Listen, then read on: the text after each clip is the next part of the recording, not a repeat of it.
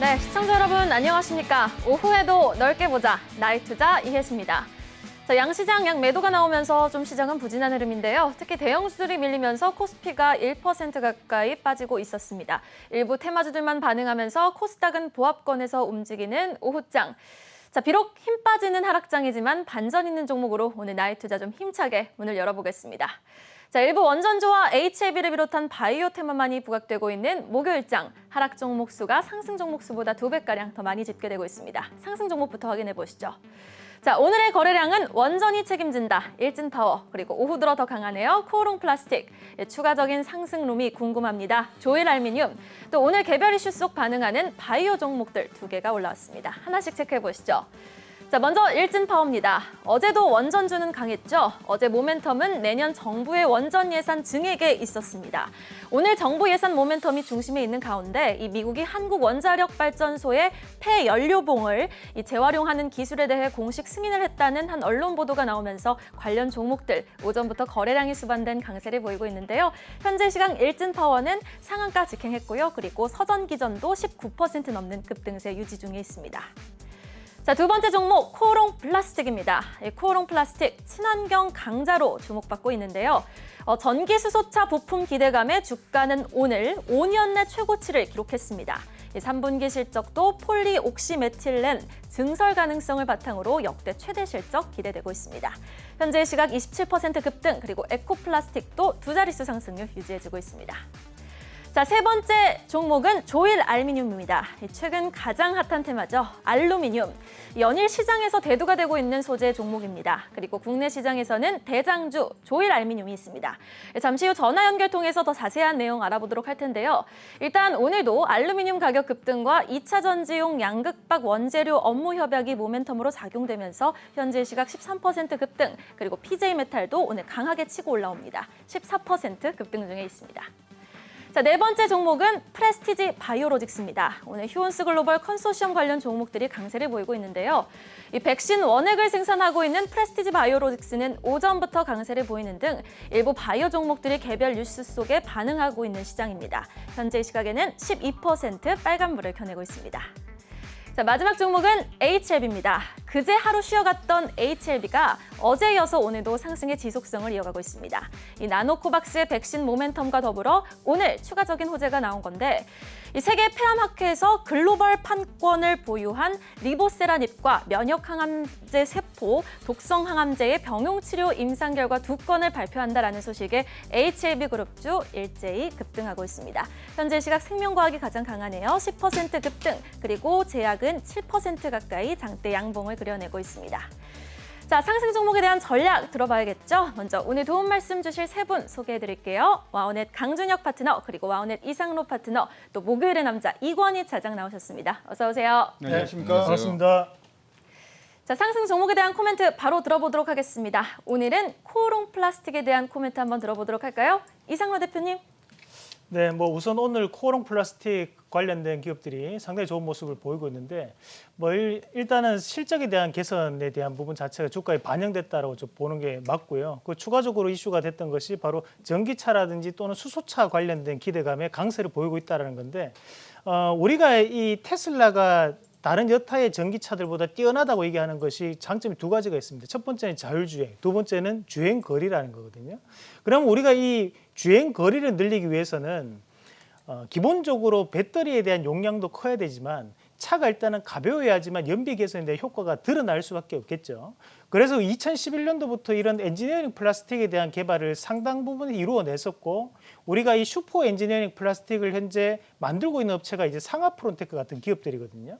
그럼 이런 코오롱 플라스틱이라든지 또는 코프라 또는 에코플라스틱이나 뭐 HDC, 현대 EP 같은 기업들도 같이 이런 플라스틱 종류를 만들어내고 있으면서 우리가 내연기관과 이제 모터로 가는 차는 다르다고 생각을 하셔야 돼요. 내연기관 같은 경우에는 엔진의 힘으로 가는 차다 보니까 우리의 연비에 대한 부분 자체도 뭐 가다가 또다시 주유소 그들렸다가 넣으면 되는 개념이지만, 모터는 이제 정성 모터밖에 안 되는 부분이기 때문에 그런 부분을 좀 감안한다 해서 본다면 이런 경량화, 차량에 대한 경량화는 결국 전기차 시장에 대한 하나의 카테고리가 또다시 한 번 더 열리는 단계다라는 부분으로 우리가 해석할 필요가 있고 사실 지금의 이런 경량화 관련주들이 지금 당장 올라가는 부분이 아니라 1년 전부터 꾸준하게 이슈가 되던 왔던 부분입니다. 대신에 이제 언론에 대한 스포트라이트를 지금 받는 과정인데 말씀드렸다시피 이제 코오롱 플라스틱 같은 경우에도 지금 현재에 대한 움직임을 보면 27% 급등 양상이 보이고 있거든요. 하지만 이런 모습 보인다고 하더라도 만 원대에 대한 돌파가 한 번만에 이루어지기는 제가 판단할 때 조금 어려울 수 있다고 봐요. 그래서 오늘 에코플라스틱은 종목이 시가총액이 적기 때문에 좀 더 가볍게 움직이는 종목이라고 보고 만약에 제가 지금 현재 시점에서 이런 엔지니어링 플라스틱 관련된 종목군들을 한번 본다면 코프라 같은 종목도 괜찮을 것 같아요. 그림을 같이 한번 보시면서 말씀을 드리면 지금 이제 우리가 차량 그 엔지니어링 플라스틱에 대한 강도에 따라 가지고 조금씩 바뀌는 과정들인데 자, 코프라 보도록 하겠습니다. 지금 코프라 같은 경우에도 지금 신고가를 내는 과정이고 대신에 이제 우리가 월봉을 잠깐 한번 같이 보시면요. 아직까지는 전 고점 2015년도에 이루었던 고점을 돌파는 하지는 않았어요. 2015년도 이슈가 됐던 것도 이런 엔지니어링 플라스틱 관련된 이슈가 됐던 부분이기 때문에 이제는 본격적인 성장성에 진입했다라고 판단을 하면 되겠습니다. 네, 원익 T&E에 대한 대안주 휴맥스를 알려주셨던 이상로 대표님, 코프라에 대한 기대감도 한번 가져보도록 하겠습니다. 자, 이어서 상승 반전 종목 확인해 보시죠. 안올은 2차 전지 소재 찾기에 바쁘다. 심팩 올라왔고요. 그리고 적외도 위성 산업이 핫하죠. 한화시스템.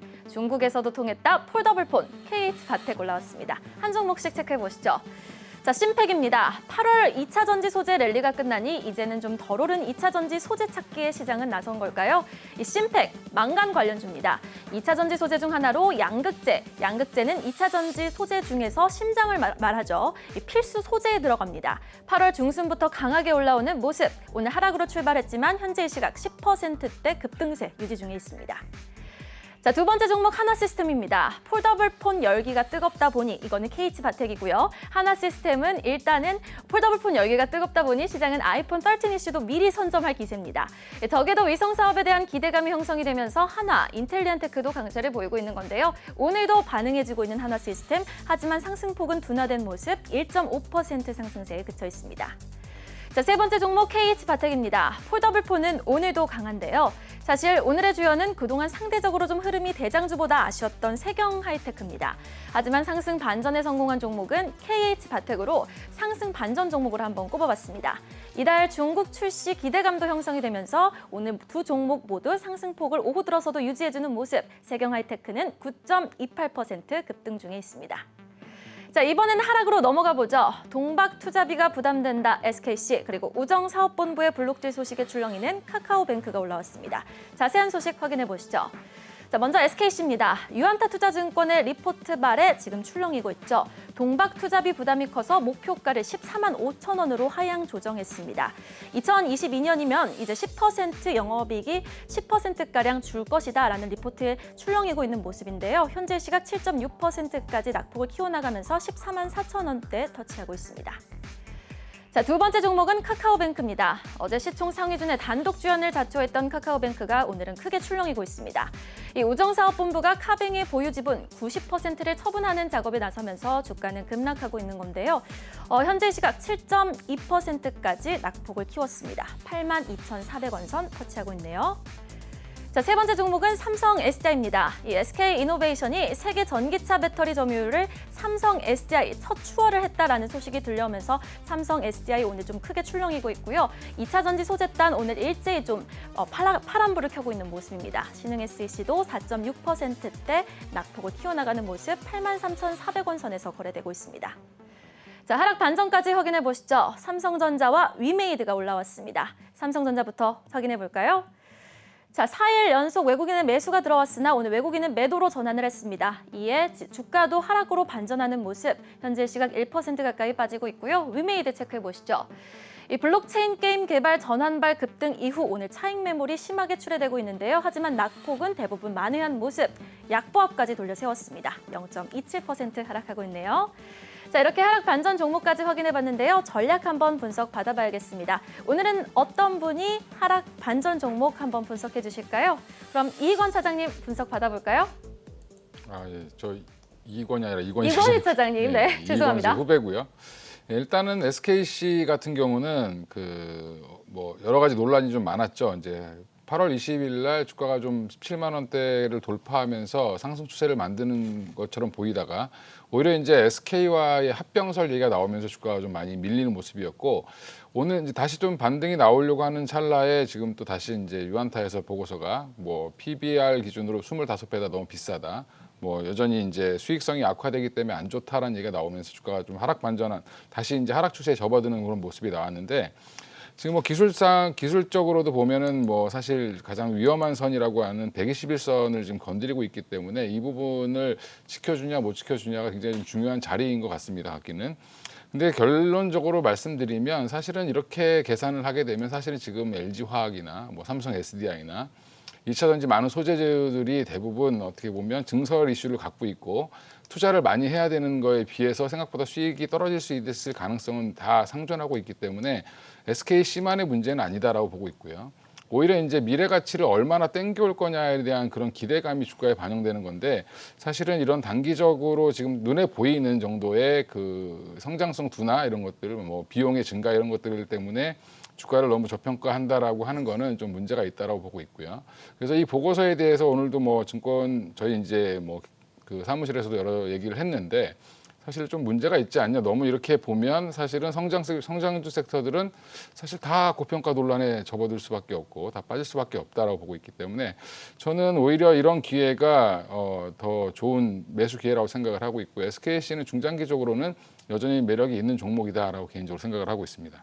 네, SKC 오히려 더 중장기적으로 매력이 있다라는 분석 받아봤고요. 자, 강준혁 대표는 오늘 어떤 종목 좀 분석해 주실 건가요? 예, 일단 최근에 좀 많이 올랐다가 오늘 좀 흔들리고 있는 위메이드 같이 한번 보려고 합니다. 차트 보면서 그냥 간단하게 말씀을 해드리도록 하죠. 사실 이제 이렇게 슈팅이 나오는 종목군들은 종목의 모멘텀을 계속해서 살펴보기보다는 종목의 심리를 보시는 게 더 중요하지 않을까 싶습니다. 먼저 보셔야 되는 부분은 여기 밑에 이제 보면은 외국인 보유 수량하고 기관 보유 수량이 있는데요. 장기적인 흐름을 보더라도 지금 이 종목에서는 일단 외국인들하고 기관은 거의 없는 걸로 여러분들이 인식을 해 두시면 좋을 것 같습니다. 그럼 먼저 남아있는 부분은 이제 거의 개인들이 남아있다 이렇게 봐줄 수가 있고요. 개인들이 남아있는 종목군들은 일반적으로 펀더멘탈이라든지 하는 부분을 보기보다는 차트를 봐야 되겠다 이렇게 여러분들이 정리를 하시면 좋을 것 같아요. 그래서 외국인하고 기관들이 줄고 있는데 최근에 이제 반등을 했죠. 아시다시피 최근 들어서 인수합병 관련된 부분이라든지 하는 부분으로 인해서 일단 주가 급등을 해주는 모습이 일단 보였습니다.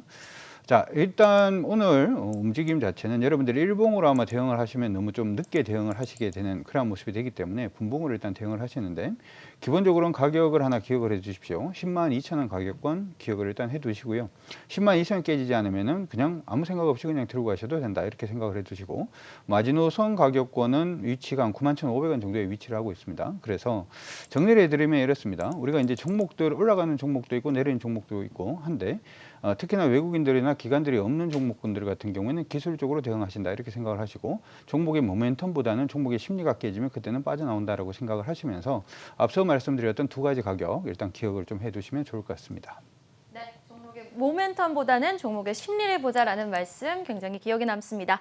자, 그리고 하락 종목 중에서 또 이상로 대표가 하실 말씀이 있으실까요?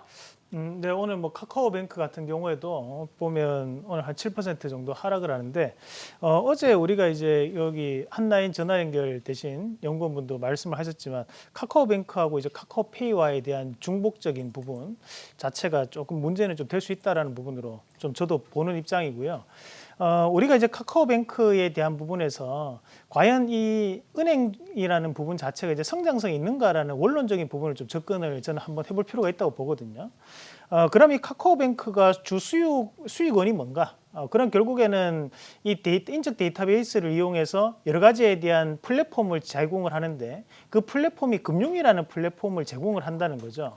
그것은 지금 현재 오프라인 은행에서도 똑같이 하고 있는 거거든요. 은행에 가서 펀드도 할 수 있고, 은행에 가서 대출도 할 수 있고, 상품 가입도 할 수 있고, 대신에 대부분의 주요 수익원이라는 거는 대출이 되게 됩니다. 왜냐하면 예대금리에 대한 마진으로 은행들은 먹고 사는 거기 때문에, 그러면 우리가 이 카카오뱅크라는 것이 과연 혁신적인 문화냐, 저는 그건 아니라고 봐요. 그런 측면에서는 분명히 이제 상승에는 한계점이 있다고 저는 판단하고, 그러면 지금 이 주가에 대한 부분을 보더라도 지금까지 올라왔던 것은 사실 투자 심리에 대한 왜곡되는 부분, 밴드 웨건 효과가 상당 부분 끼어 있었다라고 보는 입장입니다. 그래서 지금은 반등이 만약에 나온다면 성장성에 대해서 저처럼 생각하시는 분들은 한 번쯤은 좀 끊어내야 되는 자리가 아닌가, 그렇게 저는 판단하고 말씀을 드립니다. 저는 사실 네. 반대 의견 좀 가지고 있는데요. 우리가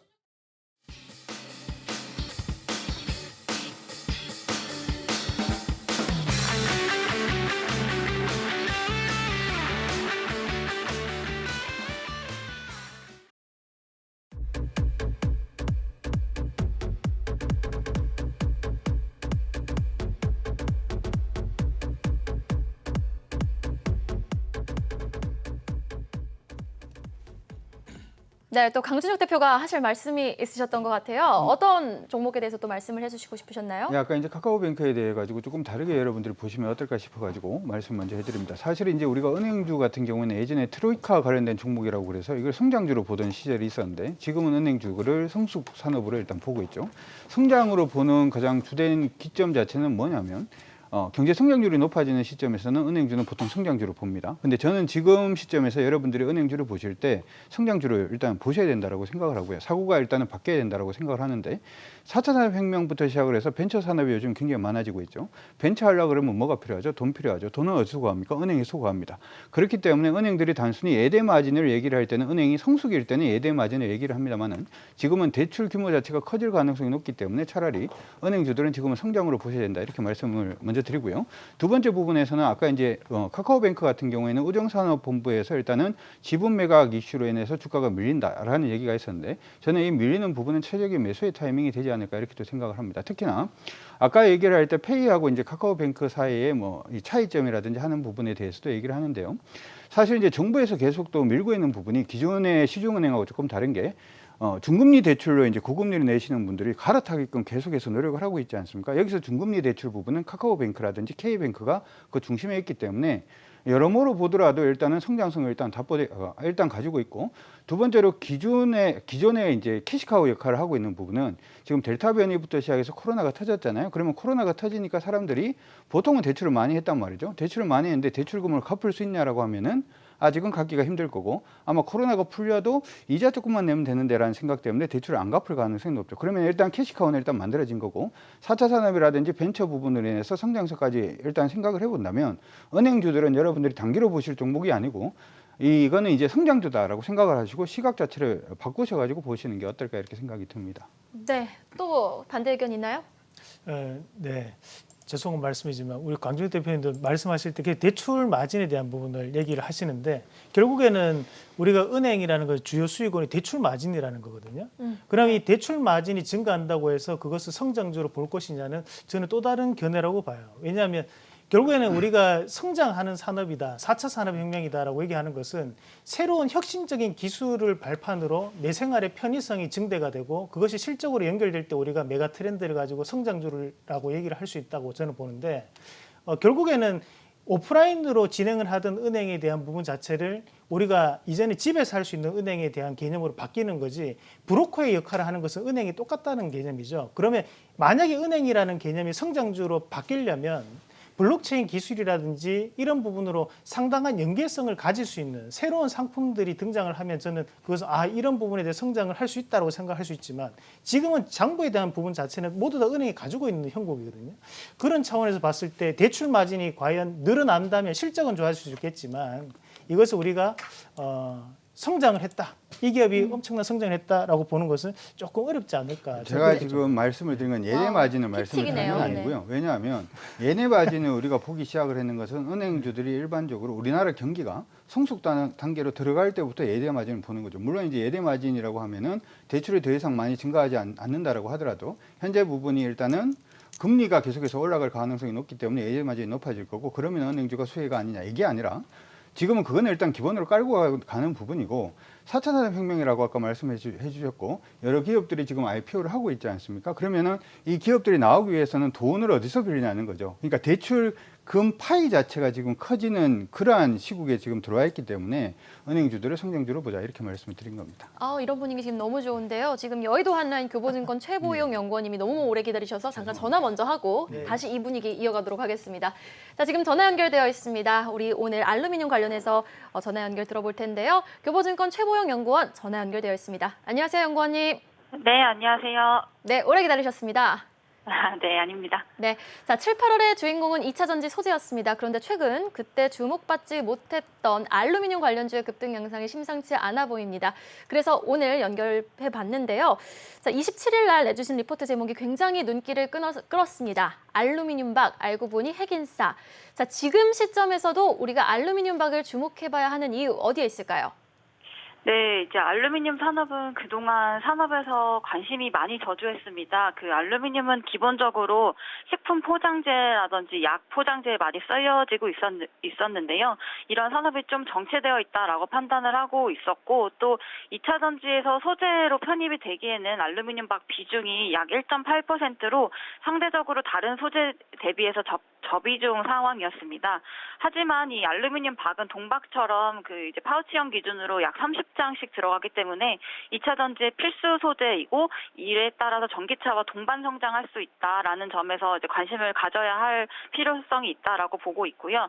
또 이 알루미늄 박을 생산할 수 있는 업체는 이제 전기차용으로 봤을 때 가장 이제 얇고 표면 균일성을 갖춘 업체를 찾기가 쉽지 않아서 글로벌 약 6개 정도 기업만이 전기차용 알루미늄 박을 대응할 수 있기 때문에 이러한 3가지 정도의 이런 상황으로 좀 주목해야 된다라고 보고 있습니다.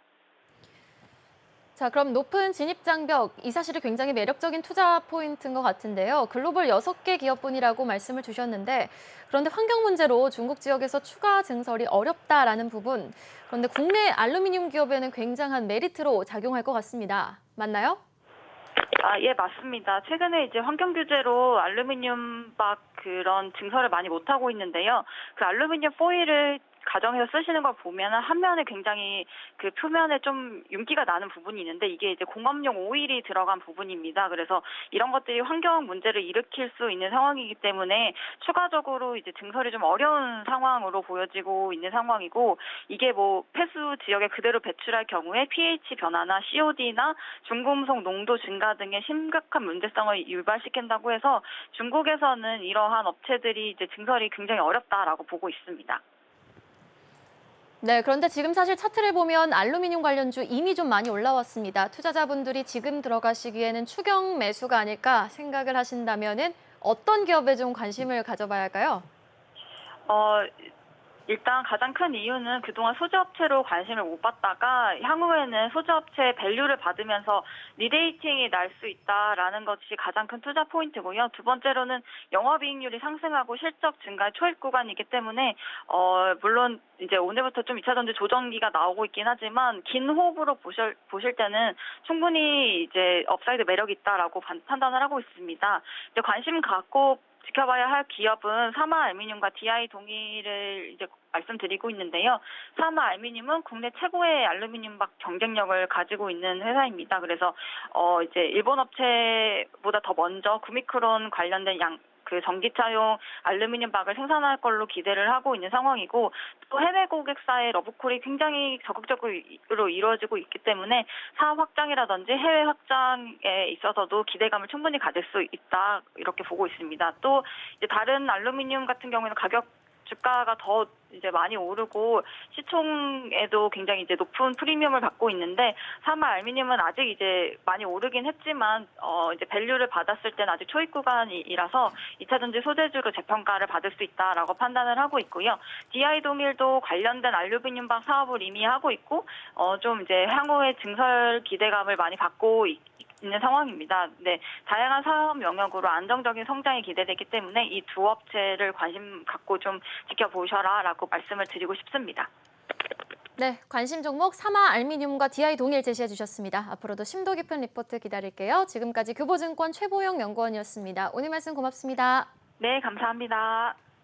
네, 계속해서 뜨거운 분위기 이어가 보도록 할까요? 자, 그러면은 마저서 카카오뱅크 계속 이야기 한번 이어서 한 다음에 알미늄 이야기 한번 해보도록 하겠습니다. 자, 그럼 카카오뱅크 이야기 좀 마저 해주시죠. 네, 일단 그래서 아까 우리가 그 오랫동안 주식 투자를 예전부터 하신 분들은 트로이카라는 종목들을 아마 알고 계실 거예요. 그럼 무슨 얘기냐면 시장이 처음 이제 움직이기 시작을 할 때 가장 강하게 움직이는 종목, 가장 세게 주도주로 움직였던 종목이 지금은 뭐 2차전지 이런 종목입니다만은 예전에는 증권주라든지 아니면은 금융주 중심으로 시장이 굉장히 강하게 움직였거든요. 근데 지금은 왜 그런 움직임이 안 나오냐 하면 우리나라 산업 자체가 대부분은 성숙으로 진입을 했기 때문에 은행이 더 이상 성장을 할 수가 없는 거죠. 대출해 줄 데가 없기 때문에.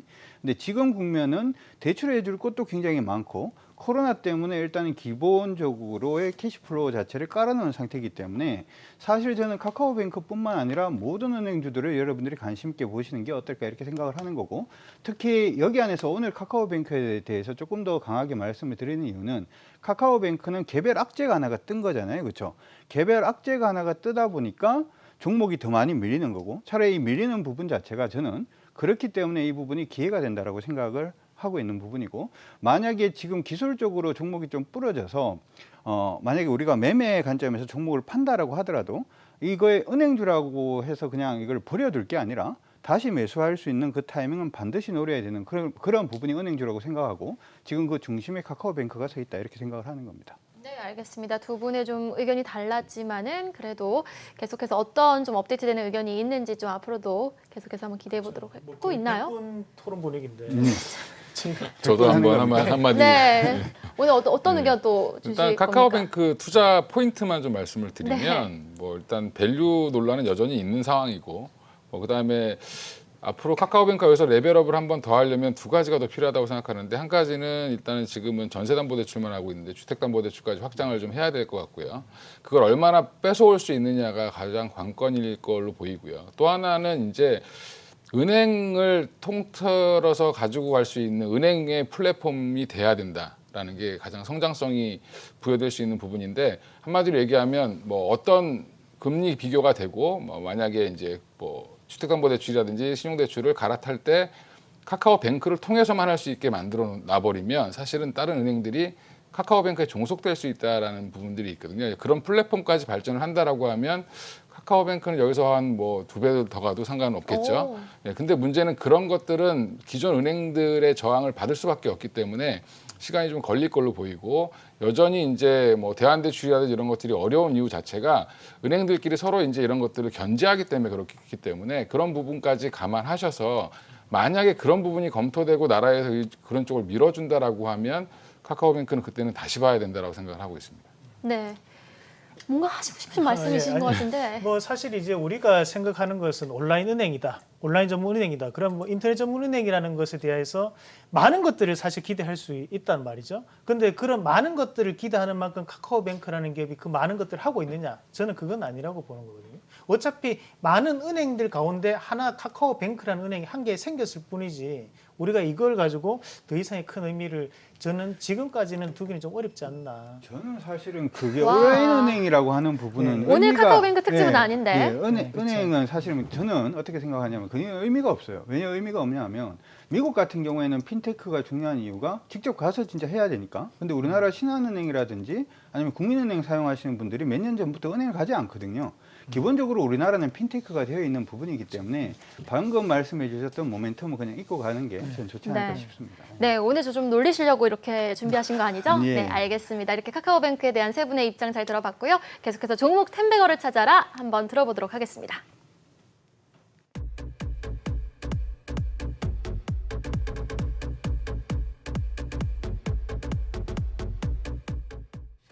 저는 사실 이 시간이 가장 기다려졌거든요. 자, 출연자들이 고심하고 고심에 찾아오는 10배갈 종목을 들어보는 시간입니다. 먼저 목요일의 남자 이권희 차장. 죄송합니다. 제가 아까 이름을 잘못 불렀어요.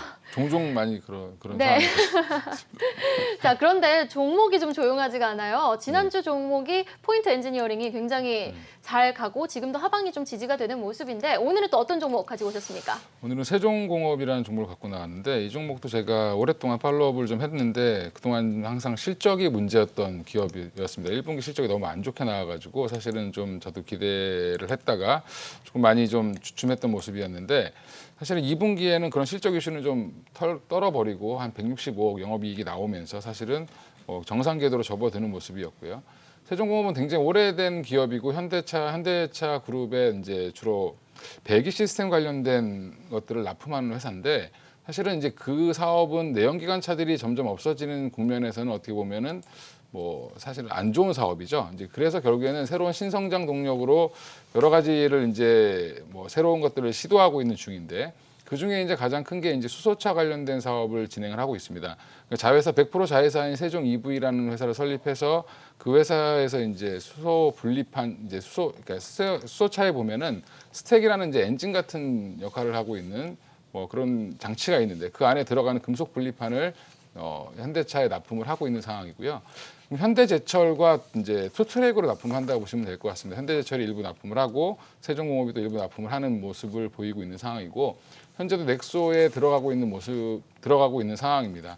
그 외에 이제 보면 그 외에도 이제 수소차 관련된 여러 이제 센서라든지 친환경 부품 관련된 센서를 자회사인 아센텍을 통해서 좀 만들어서 또 납품을 하고 있는 상황이어서 지금 이제 보면 오늘 뭐 코오롱 플라스틱부터 시작해서 뭐 경량화 소재 관련된 것들, 뭐 2차 전지 관련된 애들 많이 올라가고 있는 상황인데 여기 이제 뭐 상하프론테크가 가장 대표적인 수소 관련주로 좀 엮여서 많이 올라와 있는 상황이고요. 세종공업은 기존에 이제 내연기관 관련된 것 때문에 사실은 좀 많이 눌려 있다가 뭐 차트상으로 한번 보시면 사실은 월봉을 보더라도 이제 막 돌아서는 모습이다라고 보시면 될 것 같습니다. 결국에는 아직까지 뭐 PBR 물론 제조업은 PBR로 하진 않지만 자산 가치 대비해서도 여전히 한 0.6배 수준밖에 안 되기 때문에 저평가되어 있는 상황이고 여전히 이제 수소 관련돼서 다시 이제 바람이 불기 시작할 텐데 사실 8일부터 우리나라에서 수소 관련된 모터쇼를 할 거고요. 그리고 또 오늘 아침에는 또 사실은 현대차에서 발표를 했죠. 수소 관련돼서 제네시스를 앞으로 제네시스 라인을 8개 차종 정도를 다 뭐 친환경차로 바꿀 텐데 근데 결국엔 그게 전기차만 가는 게 아니라 수소와 투트랙으로 가겠다라고 얘기를 했습니다. 그럼 결국에는 현대차 입장에서는 GV80 그러니까 사실은 RV 쪽은 수소로 가고 그다음에 뭐 승용차는 전기차로 가는 그런 투트랙을 아마 쓸 RV가 SUV 말씀하시는 그렇죠. 거죠? 예. 그런 쪽으로 갈 가능성이 높다라고 보시면 될 것 같고요. 그렇게 되면 결국엔 세종공업은 관련돼서 납품이 이제 점점 사업은 성장할 수밖에 없는 상황이고 지금 기존에 이제 그런 배기 시스템 관련된 것들도 결국에는 탄소 저감 장치와 산소 저감 관련된 이슈와 관련돼서 여전히 배기 장치도 당분간은 내연기관이 굉장히 중요한 상황이기 때문에 이런 것들도 교체해 나가는 과정에서 여전히 이제 조금 더 고사양으로 갈 수밖에 없는 상황이다라고 보시면 될 것 같습니다. 그래서 결국엔 현대차 그룹이 들어가 있는 공장들에는 뭐 인도라든지 미국이라든지 뭐 다 따라가 있기 때문에 사실은 현대차와 같이 성장할 수 있는 회사다라고 보시면 되고요. 그 외에 이제 좀 다변화하기 위해서 다른 이제 중국이라든지 이런 업체들과도 거래를 하고 있기 때문에 뭐 다양한 업체도 지금 늘어나고 있고 이제 현대차 비중이 사실은 이제 현대차 그룹 비중이 한 50%대 중반까지 좀 줄어들어 있는 상황이다라고 보시면 될 것 같습니다. 그래서 향후에 아마 이제 밸류에이션을 어떻게 보느냐, 뭐 그다음에 뭐 수소차 관련된 이슈를 어떻게 보느냐에 따라 좀 달라지긴 하겠지만 뭐 이제 막 관심을 받기 시작했다라고 이제 뭐 시장에 저는 대비했다라고 생각하고 있기 때문에 지금부터는 좀 보실 필요가 있다라고 생각하고요. 네. 단기 목표가는 한 13,000원 보고 있고 중장기로는 한 뭐 15,000원까지 보고 있는 상황입니다. 네, 일단 13,000원까지 보신다고 말씀을 해주셨고 또 강춘혁 대표님 하실 말씀 있으시다고요? 예, 어떻게 세종공업을 13,000원까지밖에 안 보시는지. 어. 제가 생각할 때는 이거는 저는 이게 뭐라고 얘기를 하고 싶은 게 아니라 첨언을 좀 해드리고 싶어서 이제 어떻게 됐든 간에 자동차는 싹 다 뭐 전기차라든지 수소차로 이제 바뀔 겁니다. 그러면 그냥 우리가 그냥 표면적으로만 그냥 굉장히 터프하게 그냥 생각을 해봐도 이쪽 시장은 굉장히 커질 가능성이 굉장히 높죠. 근데 두 번째로 우리가 세종공업에 대해서 이게 성장주 관점으로 여러분들이 보실 때 저도 조금 이따가 텐베거에서 성장주 관점으로 말씀해 드릴 건데 기존 재무제표는 필요가 없다라고 저는 생각을 합니다. 왜냐하면 앞으로 수소로 성장할 거기 때문에. 근데 여기서 중요한 거는 세종공업이 언제부터 수소를 준비했는지 혹시 아십니까? 언제부터? 2006년도부터 시작을 했습니다. 오. 지금 어떻게 보면 숙제를 해놓은 게 지금 엄청 길어요. 지금 2021년도니까 이 숙제 해놓은 부분이 이제 빚을 발하는 게 올해부터 시작해서 빚을 발하는 거기 때문에 15년이 됐네요. 그렇죠. 그렇기 때문에 여러분들이 보실 때 세종공업이라는 종목이 세종공업 이러면 좀 촌스러워서 이걸 안 해야 되겠다 이렇게 생각할 게 아니라 업력이 촌스럽다는 얘기는 업력이 굉장히 탄탄하고 실질적으로 수소에 관련돼서는 이 연구만 10년 이상을 지금 해온 회사이기 때문에 그리고 이 연구 자체도 세종공업 혼자 한 게 아니라 현대모비스라든지 현대그룹하고 같이 했기 때문에 현대가 수소라든지 친환경으로 갔을 때 가장 크게 수혜 볼 수 있는 종목이라고 생각을 하시고 목표가 13,000원보다는 조금 더 높게 텐버그를 네. 한번 노려보시는 것도 어떨까 싶습니다. 알겠습니다. 추가적인 상승률이 더 충분하다라는 말씀까지 들어봤고요. 자, 우리 이상로 대표는 오늘 어떤 종목 준비해 오셨습니까? 저도 세종공업 살 뻔했어요. 아, 그 정도로 좋게 보신다. 네, 너무 말씀을 다들 좋게 잘해 주셔가지고 저도 뭐 일단 자동차 부품주 중에서 아비코전자라는 기업을 오늘 소개해드리겠습니다. 자, 이 아비코전자 같은 경우에는 이제 칩 저항기라든지 또는 이제 LPP 등에서에 대한 부분이 원래는 이제 우리가 일본 부품을 많이들 사용하는데 그에 따른 부분을 다시 국산화시키는 그런 작업을 하는 회사라고 좀 보시면 되고요. 그래서 그에 따른 매출처 자체가 지금 확보가 되고 있는 그런 과정이라고 좀 볼 수 있는데 일단은 제가 이제 가장 중요하게 보는 것은 이제 차량용 반도체와 차량용 PCB 관련된 부분인데요. 최근에 그 현대차라든지 또는 글로벌 뭐 포드사라든지 뭐 GM도 마찬가지지만 생산량 자체를 줄일 수밖에 없는 이유가 차량용 반도체에 대한 수급이 원활하지 않습니다. 그렇다 보니까 이런 차량용 반도체에 대한 수요가 꾸준함에도 불구하고 공급이 없다는 얘기죠. 그러면 이런 아비코전자 같은 기업들이 좀 더 성장할 수 있는 그런 탄력적인 분위기가 나타날 수 있다고 보는 시각이고요. 마찬가지로 이제 이 차량용 PCB 관련된 부분은 우리가 전장용 PCB라는 얘기를 많이 하는데 전기차 시장으로 들어갈수록 우리가 회로기판이라든지 또는 전기 전자 부품에 대한 성과는 더욱더 커질 수밖에 없다고 보거든요. 그런 측면에서 본다면 이 아비코전자 같은 경우에도 지금의 실적보다는 앞으로에 대한 성장 가능성을 우리가 좀 더 높게 평가해 줘야 되는 거 아니냐. 그래서 저는 지금 현재 신고가를 뭐 앞두고 있는 그런 모습들인데요. 이 자리는 이번에는 돌파를 좀 해주지 않을까. 그리고 이런 자리를 돌파를 한다면 추세적 상승이 좀 나타날 수 있기 때문에 긍정적으로 좀 보는 시각을 말씀을 드리겠고, 자, 그래서 그 가격대를 우리가 한번 본다면 일단 아비코전자 같은 경우는 앞에 있던 이 11,350원대가 단기 고점에 대한 부분이거든요. 그 자리에 대한 돌파는 한번 지켜보는 필요가 있겠고, 여기서 이제 손절가를 잡아본다면 하단에 있는 요 정도 지금 가격대가 한 9,500원 선을 좀 대응을 하신다면 좀 더 추세적 상승이 나타날 가능성이 높다라는 말씀까지 드리겠습니다. 네, 어제 텐베거 종목 아톤도 지금 오늘 흐름 굉장히 좋은데요. 아비코전자도 흐름 네. 기대해 보도록 하겠습니다. 자, 그럼 속도 좀 빠르게 진행을 해보도록 하겠습니다. 강준혁 대표의 텐베거 종목 어떤 종목인가요? 네, 속도를 빠르게 한다는 얘기는 말을 조금만 하라는 얘기로 오늘 제가 준비해놓은 종목은 삼성엔지니어링 준비를 했는데요. 아마 아시는 분들은 삼성엔지니어링에 대해서 모르시는 분은 없으실 겁니다. 차트 그냥 보도록 하죠.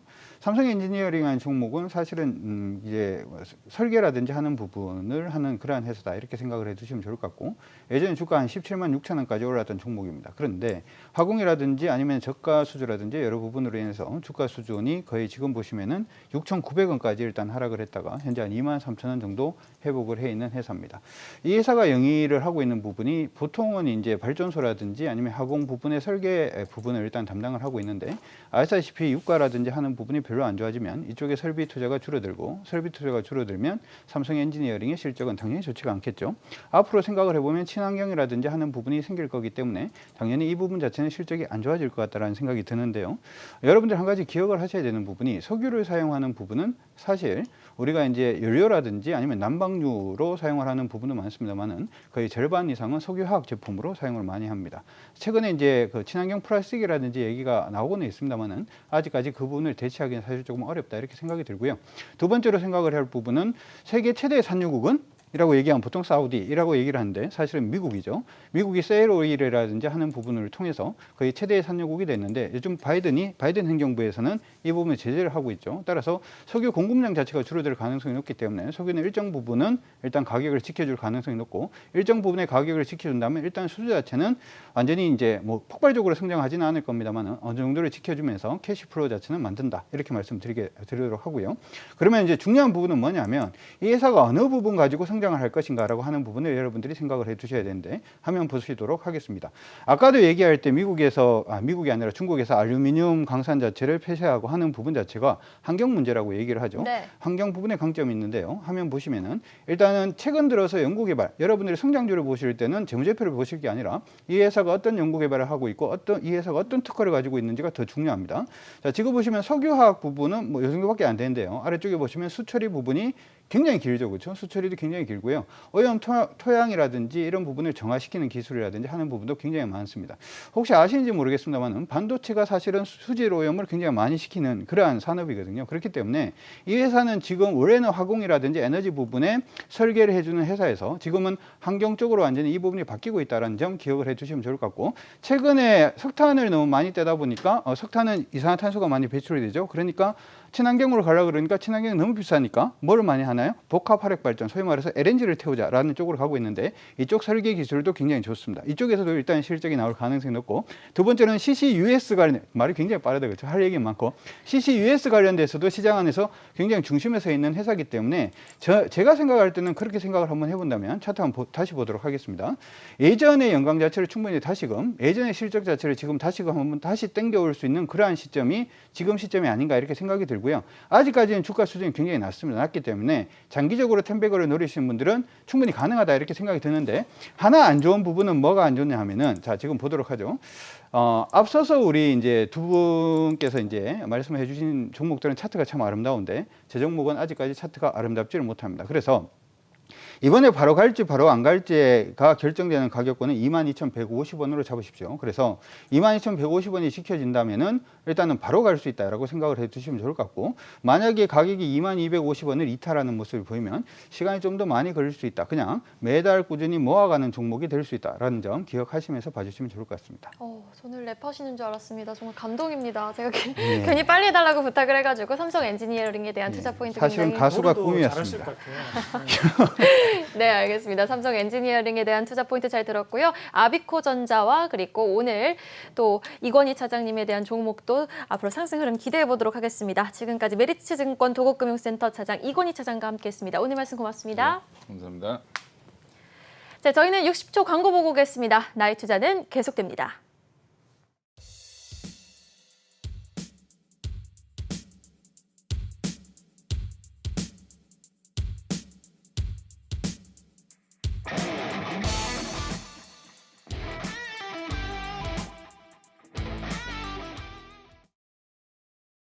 닥터신 2022년 신제품 출시. 닥터신백에는 상체를 약간 들어올려 음식의 역류를 방지하는 데 도움이 되는 원리로 만들어졌으며 다리가 붓고 저리고 시린 분들의 하지 혈액 순환에도 도움이 되는 위아래가 모두 편한 베개입니다. 베개만 잘 사용해도 위 통증을 완화할 수 있다는 놀라운 사실. 위아래가 모두 편안하게 업그레이드. 오늘 구매하시는 분들에게 베개 커버를 하나 더. 지금 바로 전화 주세요. SK가 ESG로 갑니다. 지구가 웃을 수 있는 에너지로 더 깨끗해지길. 사회가 서로의 온기로 함께 더 따뜻해지길. 기업은 신뢰와 공감으로 더 든든해지길. 오래오래 행복으로 가는 길. SK가 만들어가겠습니다. ESG로 세상 행복하도록. SK.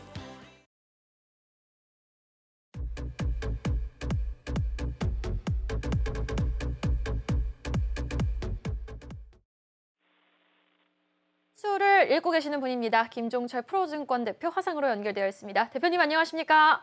네, 반갑습니다. 네, 어제였습니다. 매달 첫 거래일 이 상대 강도 분석이 굉장히 중요하다라고 말씀을 해주셨는데요. 앞으로 3거래일이 매우 중요하다고 말씀을 해주셨는데 오늘 그 둘째 날입니다. 시장 어떻게 보고 계시나요? 네, 오늘은 다른 대비해서는 변동성이 굉장히 좀 심하게 나타나고 있죠. 코스피 같은 경우는 최근에 7일 동안에 주가가 단 한 번도 장중에던 종가상 마이너스를 주지 않은 적이 한 번도 없었습니다. 근데 보통 마이너스를 주더라도 보통 한 마이너스 10포인트 내외 조정이었는데 오늘 지금 마이너스 한 30포인트의 조정을 주고 있습니다. 어제 주가가 위로 갔지만 얘는 앞으로 3일간이 중요하죠. 꼭 중요한 건 꼭 알아놓으십시오. 항상 매월 초에 상대 강도를 보고 시장의 에너지를 본다. 그래야 여러분들이 리스크 관리할 수 있습니다. 자, 그럼 일단 오늘 왜 이렇게 조정폭이 좀 크고 변동 모습이 다른 데 비해서 왜 큰가? 두 가지로 볼 수가 있습니다. 일단 첫 번째 하나는 여러분들 아시다시피 바로 금요일 날이죠. 미국 고용 지표가 나옵니다. 근데 그 노동부에서 나오는 고용 지표 예전에 민간 고용 지표 ADP 경제 지표죠. 이 ADP에서 나오는 8월 민간 부분의 고용 지표가 나왔는데 이게 생각보다 너무 안 좋았어요. 지금 시장의 예상치는 한 60만 명 정도의 일자리를 예측했는데 이번에 얼마가 됐냐면 37만 4천 명 정도밖에 나오지 않았습니다. 실제로 미국 증시도 여기에 좀 약간 영향을 받으면서 주춤거리는 모습을 줬거든요. 근데 이제 코앞에 바로 이제 고용 지표가 이제 금요일 날 본격적으로 나오는데 지금 시장에서 나오는 지표들 이거 이제 보통 월스트리트에서 표본 조사를 합니다. 근데 이게 대략 얼마 나오냐면 72만 명, 한 75만 명 정도의 일자리를 얘기하고 있습니다. 근데 이번에 ADP의 보고서에 의한 것을 보면은 이게 생각보다 좀 낮아지면 어떡하느냐 이런 부분이 있습니다. 왜냐하면 전월 달에 무려 94만 명이 넘어섰거든요. 그럼 약간 어떻게 보면 그 경기 회복에 대한 어떤 그 부담감들 이런 것들이 작용할 수 있다는 것들이 오늘 첫 번째 주가를 벌써 크게 가져오는 첫 번째 이유고요. 근데 두 번째는 국내적인 겁니다. 여러분들 항상 목요일 날에는요 이렇게 동그라미 쫙 쳐놓으십시오. 그거 왜냐면 위클리 옵션입니다. 보통 옵션 만기 날 시세가 변동성이 굉장히 큰 거 아시죠? 근데 이게 위클리 옵션이 있으면서 매주 목요일마다 주가가 위아래 보통 이럴 때 이들이 많이 하는 게 있어요. 지금처럼 보통 수요일까지는 장을 끌어올린 다음에 거꾸로 목요일 날은 위로 한참 위로 올라가겠으니까 밑에 풋자리가 굉장히 싸지죠. 그러니까 풋공략 하는 듯이 이렇게 밑으로 확 빼는 경우가 많고요. 거꾸로 주가 밑으로 갈 때는 수요일이나 목요일 날 이렇게 돌려주는 경우가 많습니다. 그래서 국내구조로는 위클리 옵션 때문에 이런 모습을 주고 있습니다. 잠시 여기서 중요한 거는 뭐냐? 그럼 이제 이 장의 흐름이 어떻게 될 것이냐는 거죠. 자, 그래프 잠깐 보시죠. 자, 그래프 잠깐 보시면요. 여기 앞서 말씀드린 연속 7일 동안 주가가 계속 움직였는데 얘가 오늘 내려갔어도 아직까지는 여기 이 신호, 즉 아직까지는 5일선 반일 신호가 나타나지 않고 있죠. 그 얘기는 이 상태는 빠르면 종가 무렵이라든지 아니면 다시 밑에서부터 다시 저가 매수가 들어올 가능성이 있다라는 걸 의미시켜주고 있고요. 그 다음에 상대 강도라는 개념이 뭐냐면 둘 중에 누가 더 강하냐라는 거예요. 지금 오늘 코스피는 이 모양으로 보여주고 있는데 한번 코사 보시죠. 여기 보시면 밑에 바탕에 빨간색이 있죠.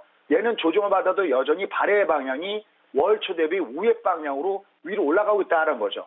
그러니까 상대 강도, 그러니까 내가 똑같은 베팅을 쏘더라도 야 코스피가 강하니 코스닥이 강하니 이럴 때 현재까지 이틀 동안까지의 모습은 상대 강도는 코스피 측보다는 코스닥이 강하구나. 여기 코스피 빠지는 이유는 여러분 아시다시피 삼성전자 이런 게 빠지고 있죠. 물론 삼성전자는 길게 보면 롱텀에 투자만 돼서는 단기적인 바닥을 찍은 것은 사실이지만 사실은 수요일 게임에서는 소보장 종목이 수요일 게임이지 이들이 아닌 거죠. 그러니까 상대적으로 오늘 상대 강도는 코스닥 쪽에 있다라고 할 수가 있겠고요. 그 다음에 그럼 만약에 여기를 깨고 내갔으면 어떻게 되느냐. 여기도 만약에 깨고 냈을 때 어떻게 하냐 할 때는 계속 반복드립니다. 우리한테는 세 번의 기회가 있는데 요번에 요 파동 가장 짧은 파동이에요. 그러니까 얘가 두들겨 맞아도 그다음에 얘보다 더 큰 파동이 오니까 너무 또 부담스럽게 느끼지 마시고요. 다만 위로 올라갈 때는 이렇게 변동시켰기 때문에 위에서는 좀 줄여주고 내려갈 때 베팅하는 이런 매매 전략이 여전히 유효하다. 여기다 비중을 두시면 되겠습니다. 자, 그럼 오늘 의미 있는 종목은요. 한전산업, 국도화학, KCC 이렇게 말씀드리도록 하겠습니다. 아마 어제 방송을 들으셨던 분들은 이거 어제랑 똑같은데 제가 일부러 어제랑 똑같은 종목 꼭 하나 이렇게 꿀팁이 있기 때문에 이걸 제가 똑같은 종목을 보내줬습니다. 기업 내용은 원전 관리부터 못하는 것은 더 이상 말씀 안 드릴게 어제 했던 거기 때문에 딱 하나 이 종목을 보시죠. 공통점이 있습니다. 여기 이제 월간 단위 어떤 종목이 주도주가 될 것이냐 할 때 많은 분들이 예측을 하죠. 이게 주도주가 될 것이다, 아닐 것이다. 최근에 보면 저희 어떻게 보면 짱돌을 맞았죠. LG화학이나 NC소프트 같은 건 짱돌을 맞았는데 내가 100번 조심해도 지나침이 없는 거거든. 그럴 때 내가 가장 좋은 매매 방법 중 하나는 월간 단위 주도주가 탄생할 가능성이 굉장히 높습니다. 수요일 게임에서 그때 이렇게 월치 대비 위로 가지고 좋습니다. 그럼 얘 이제 오늘 위에다가 꼬리 달고 이러면 내리던 이렇게 좀 밀릴 가능성이 없죠. 그래서 이 종목을 명단에 딱 넣어놓은 다음에 주가는 지그재그 패턴, 여기도 보시면 이렇게 지그재그로 움직이죠. 여기도 이렇게 칸을 갖다 씌워버리면 얘가 이렇게 지그재그, 즉 월추 대비 위로 나간 종목에서 이렇게 내려가면 너희들 내가 매수해도 되겠구나 하는 겁니다. 그래서 원전 테마 이런 종목군들, 우리가 우주 개발 테마 이런 것도 굉장히 좋다 그랬죠. 다들 보시면 어제 똑같은 겁니다. 요즘은 오늘 아침 시가와 밑에 마이너스에서 조정 주고 올라가고 있죠. 그죠? 이렇게 월추 대비 위로 올라가는 테마, KCC 이것도 굉장히 강하죠. 어제랑 똑같은 종목입니다. 내가 오늘까지 월추 대비 위에서 뭐가 강한가를 보고 계셨다가 그 종목군단들이 너는 내가 요번 때 내가 쌓아야 될 종목이라고 놓고 보면 됩니다. 왜냐하면 저렇게 올라가는 종목은 일반들이 관리하는 종목이 아니거든요. 말 그대로 우리가 큰 선세력들, 기관이나 외국인들 아니면 부티크들 이들이 노리는 종목이거든요. 그러니까 좋은 종목을 줬다가 여기도 보시면 위로 올라갔다가 약간 눌러주죠. 이렇게 위로 올라갔다가 조정을 줄 때 그때 줍줍하는 매매자리에서 여러분들 이번 달에는 월 초위인 종목이 상대 강도가 강한 종목이니까요. 그들 종목을 눌림목에서 베팅하시면 좋을 것 같습니다. 성공 투자하십시오. 고맙습니다.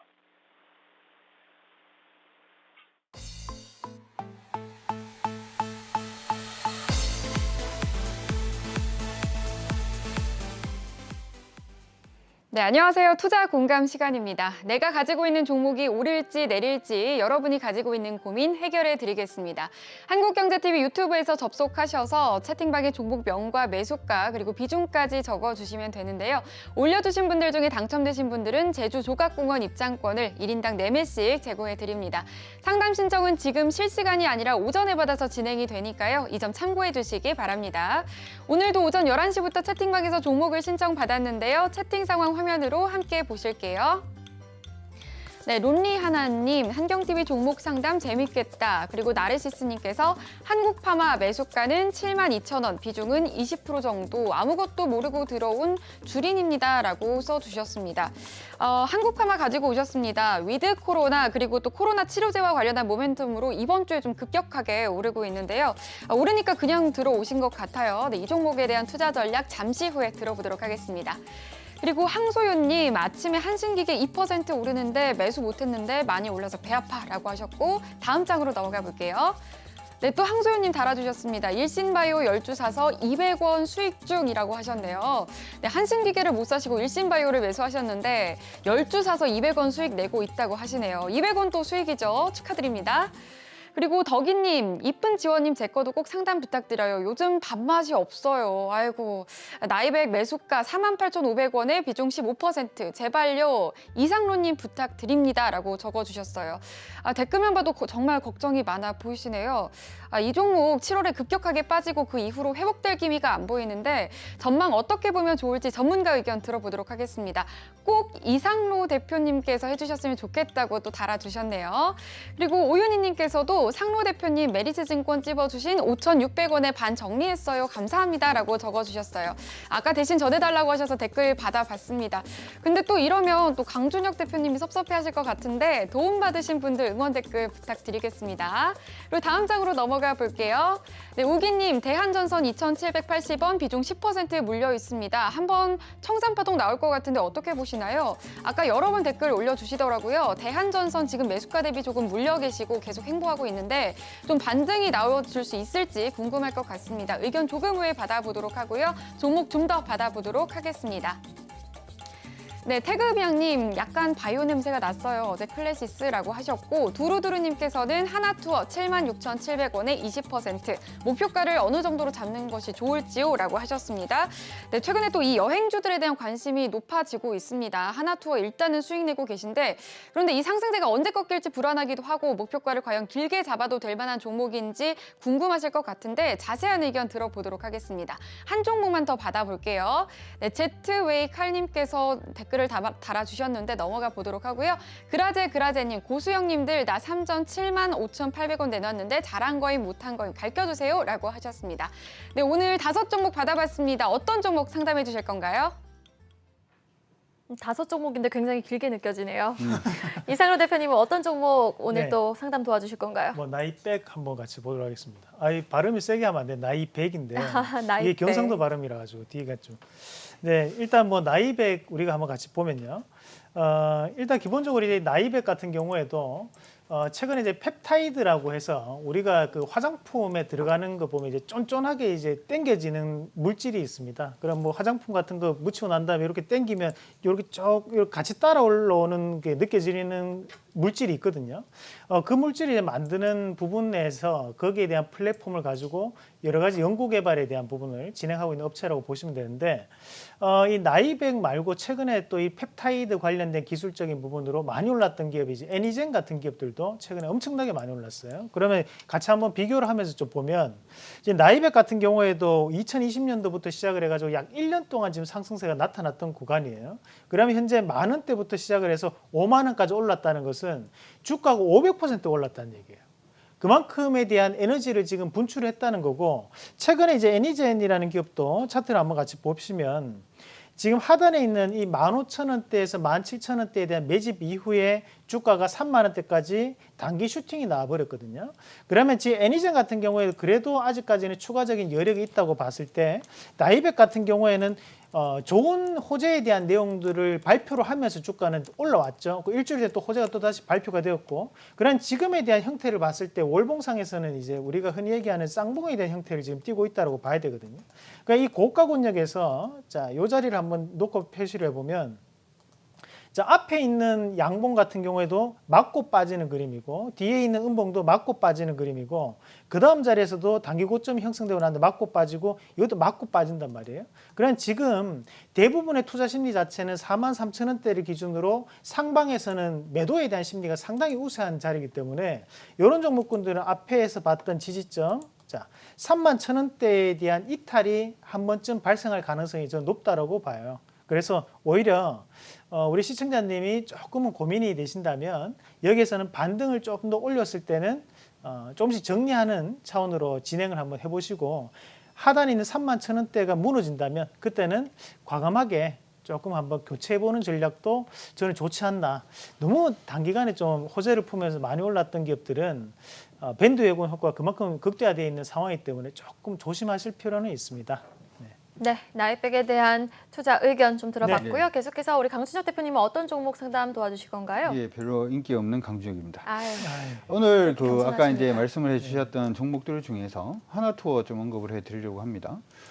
일단 시장 안에서 보고 있는 부분은 이번 추석이 지나고 난 다음에 사회적 거리 두기도 좀 완화될 가능성이 높다 이런 얘기들도 있고요. 해외에서도 지금 백신 접종률을 많이 높여가고 있는 모습이 나타나고 있죠. 일부 이제 선진국에서는 계속해서 이제 백신을 3차례, 4차례까지 맞는 뭐 이런 부분들에 대해서 얘기가 나오고 있는데 오늘 보니까 이제 WHO에서 그 부분 조금 자제해달라. 개발도상국이 좀 맞을 수 있도록 도움이 필요하다. 뭐 이런 얘기가 일단 있던데 어찌되었든 간에 코로나는 어느 정도 정리가 되어가는 그런 모습이 아닌가 싶습니다. 그러면 코로나 부분에서 가장 많은 피해를 봤던 회사라고 하면 바로 이제 여행업종, 아니면 항공업종, 아니면 의료업종, 아니면 극장, 뭐 이런 카지노 여러 군데가 있겠죠. 추석 이후부터 시작해서 일단 거리두기가 완화될 가능성이 높다라는 얘기가 일단 나오니까 이쪽 코로나 피해주들이 향후에 좀 실적을 회복을 할 가능성이 높지 않느냐라는 쪽에 좀 베팅이 많이 들어가고 있는 것 같습니다. 아마 하나투어도 이제 그러한 부분을 일단 봐주시는 게 좋을 것 같은데요. 이 종목은 그렇기 때문에 여러분들이 실적 보시는 거는 사실 크게 의미는 없다 이렇게 생각이 들고요. 봐야 되는 부분은 저는 이거라고 생각을 하는데 차트 보시면서 말씀을 한번 해드리도록 하겠습니다. 코로나 백신 나오고 난 다음에 밑에서 보시면은 기관들이 굉장히 좀 많이 매수를 하고 있는 모습이 나타나고 있어요. 그러면서 주가를 이제 계속 올리고 있고 최근에 주가가 94,300원 정도를 찍었을 때의 기관 물량보다 지금 8만 원일 때의 기관 물량이 더 많습니다. 매일 때마다 기관들은 일단 모아가고 있다 이렇게 생각을 해둘 수가 있는데 앞서서 말씀드렸던 그 모멘텀 때문에 모으고 있다 이렇게 말씀드릴 수가 있겠죠. 주가 단기적으로는 이렇게 보시면 좋을 것 같아요. 저는 이 종목은 좀 장기로 보셨으면 좋겠다라는 생각이 드는데 우리 개인 투자자분들은 또 장기가 좀 어려우니까 단기적인 투자 관점에서는 가격 기준은 76,700원을 깨지지 않으면 주가는 일단은 92,500원까지는 상승한다라고 생각을 하시고 봐주시면 좋을 것 같고요. 그게 아니고 난 투자 관점으로 본다라고 하시면 사실은 이게 10만 원 돌파하면 그때부터가 시작인 종목이거든요. 차트를 보시면 보이시죠? 그렇기 때문에 좀 장기적으로 보시는 분들은 한 12만 5천 원까지도 한번 노려보시는 게 어떨까 싶습니다. 네, 지금 채팅방 난리 났어요. 저도 강준혁님 호감임, 강준혁 화이팅 지금 늦었습니다. 응원 댓글이 올라오고 있습니다. 이 양준혁 씨보다 원래는 강준혁님이 더 유명합니다. 맞아요. 자, 그리고 이 두 분의 더 많은 투자 전략이 궁금하시다면요. 유튜브 잘했어. 검색창에 강준혁 그리고 이상로를 검색하셔서 더 많은 정보 얻어가시면 되겠습니다. 자, 오늘 이 두 분 너무 많이 수고해 주셨습니다. 다음번에 저희가 카카오뱅크 특집 마련해 보도록 할 테니까요. 꼭 출연해 주시기 바랄게요. 오늘 말씀 고맙습니다. 네, 고맙습니다. 네, 고맙습니다.